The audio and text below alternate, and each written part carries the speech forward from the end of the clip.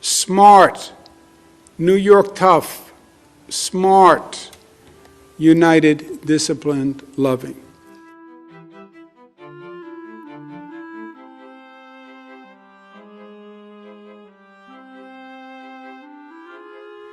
Let me make an unrelated announcement, if I can. I want to address the recent allegations that have been made against me. As you probably know, the Attorney General is doing an independent review, and I will fully cooperate with that review. Now, the lawyers say I shouldn't say anything when you have a pending review until that review is over. I understand that. I'm a lawyer too. But I want New Yorkers to hear from me directly on this. First, I fully support a woman's right to come forward. And I think it should be encouraged in every way. I now understand that I acted in a way that made people feel uncomfortable. It was unintentional, and I truly and deeply apologize for it. I feel awful about it, and frankly, I am embarrassed by it, and that's not easy to say, but that's the truth. But this is what I want you to know, and I want you to know this from me directly. I never touched anyone inappropriately.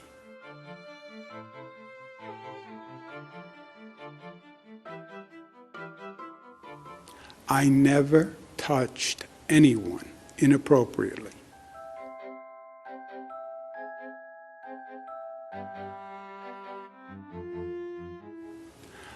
I never knew at the time that I was making anyone feel uncomfortable. I never knew at the time I was making anyone feel uncomfortable. And I certainly never, ever meant to offend anyone or hurt anyone or cause anyone any pain. That is the last thing I would ever want to do.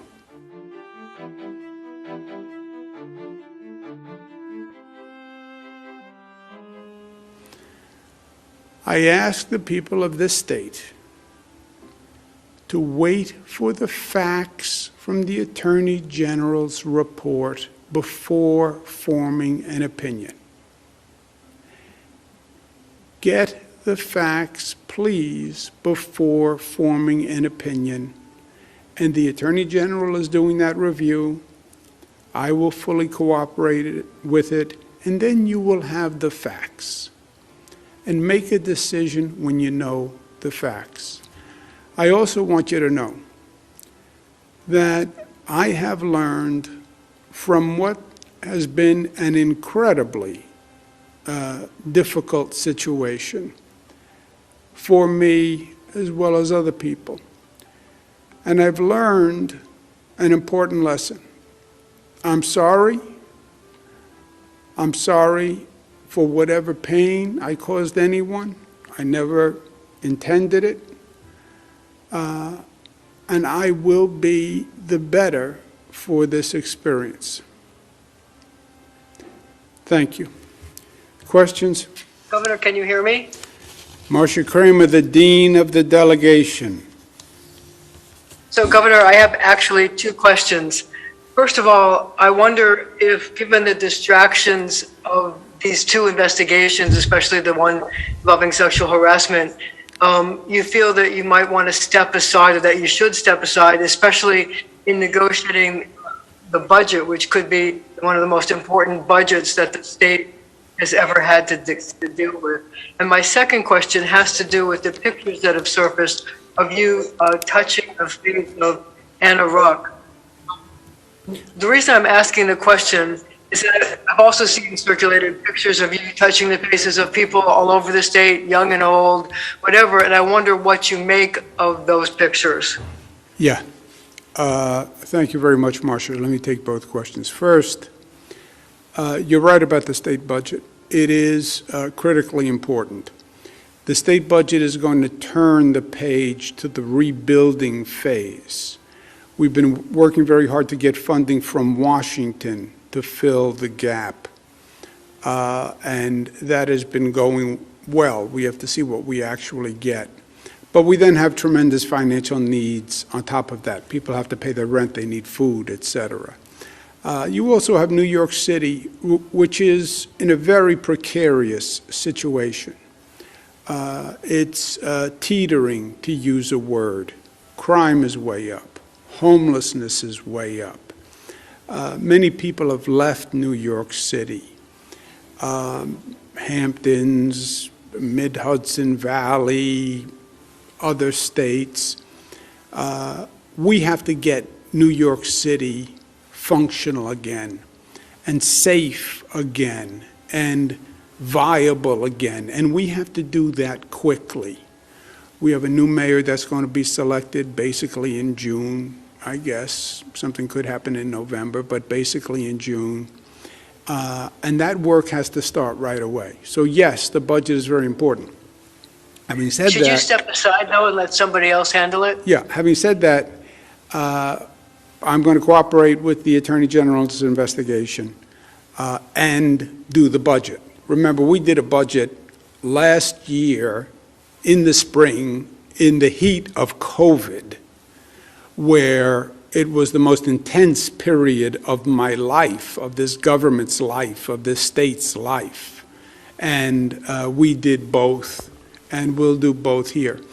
On the pictures, Marcia, I understand the opinion of and feelings of Ms. Ruhr. And you are right.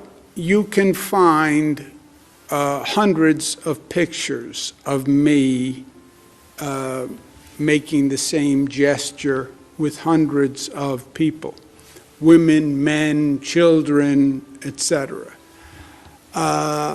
You can go find hundreds of pictures of me kissing people, men, women. It is my usual and customary way of greeting. You know that because you've watched me for, let's just say, more years than we care to remember. By the way, it was my father's way of greeting people. You're the governor of the state. You want people to feel comfortable. You want to reach out to them. I do it. I kiss and hug legislators. I was at an event in Queens the other day.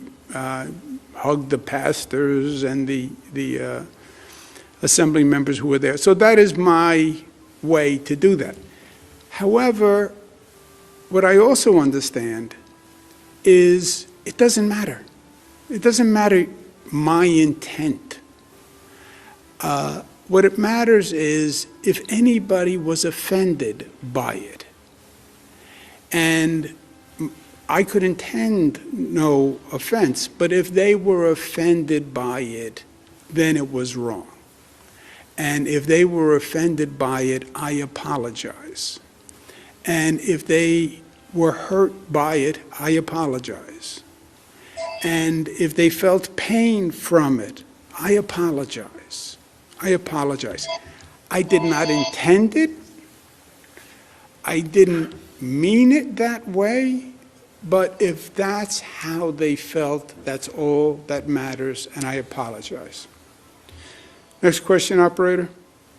Governor, I just wanted to ask you, with all these calls in the last couple of days calling for your resignation from some Democrats, certainly not all Democrats, but some Democrats, is today, since you've been gone for about a week, is this your way of saying,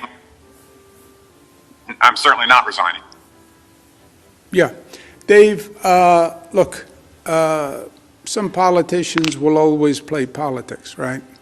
That's the nature of the beast. I don't think today is a day for politics.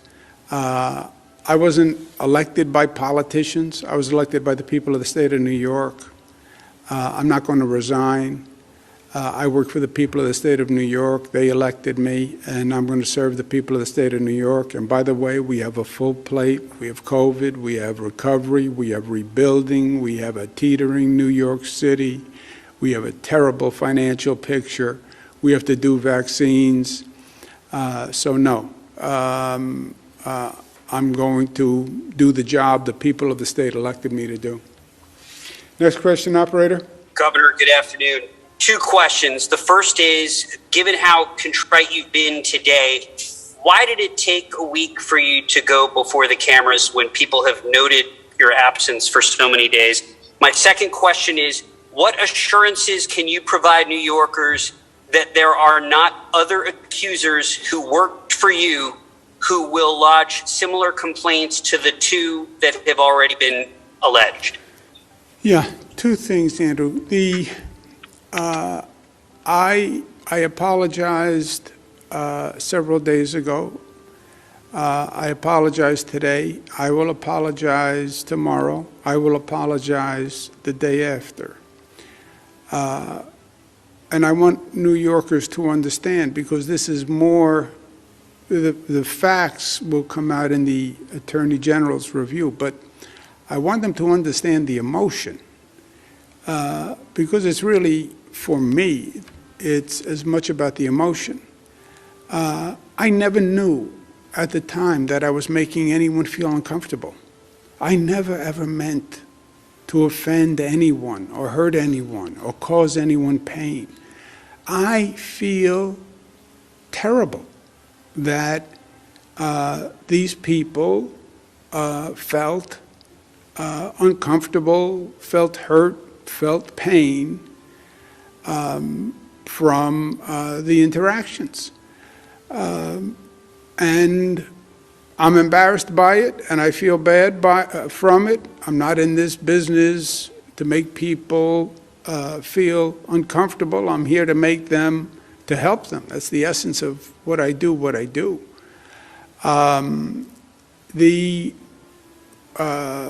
I do not believe I have ever done anything in my public career that I am ashamed of.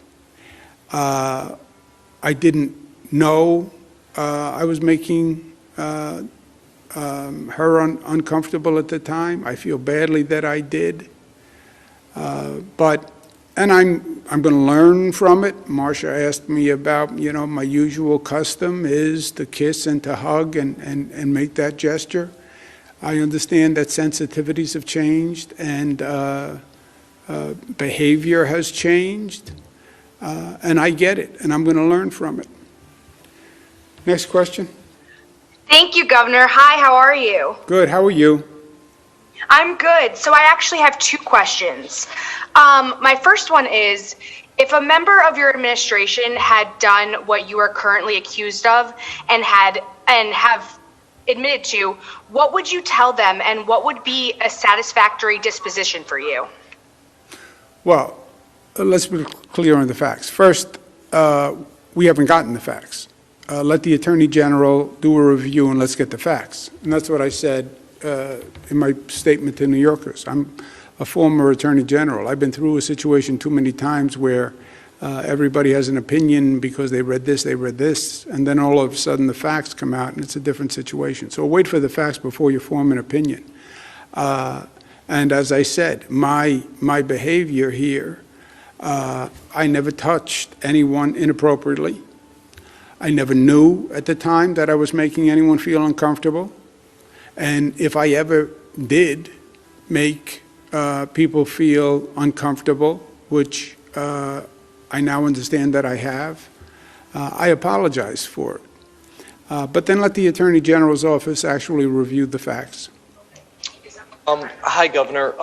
I was curious, and I know you said and apologized several times this afternoon. Who were you apologizing to? I was apologizing to the a young woman who worked here who said that I made her feel uncomfortable and in the workplace. Were you also speaking to New Yorkers, Governor? Oh, to New Yorkers, I am saying that I'm embarrassed by what happened. I wear a pin that says pride, integrity, performance. That's what it says on the pin. You can't read it. Pride, integrity, performance. So I'm embarrassed that someone felt that way in my administration. I'm embarrassed and hurt, and I apologize that somebody who interacted with me felt that way. Again, I didn't know at the time I was making her feel uncomfortable. I never meant to, but that doesn't matter. If a person feels uncomfortable, if a person feels pain, if a person is offended, I feel very badly about that, and I apologize for it. There's no but,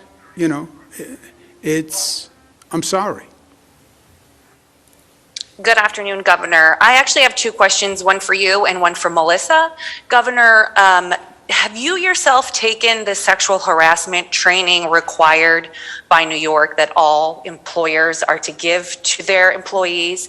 And Melissa, as the highest ranking woman in state government right now, and someone who interacts with the governor on a daily basis, how do you feel about these allegations against him?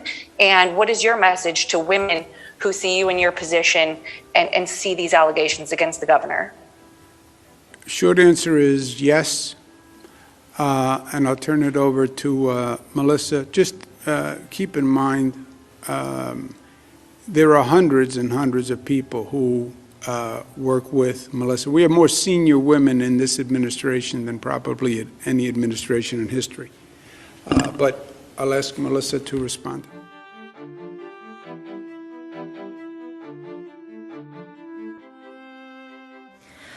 Again, I would just ask that everyone refrain from judgment until the Attorney General is allowed to do her work.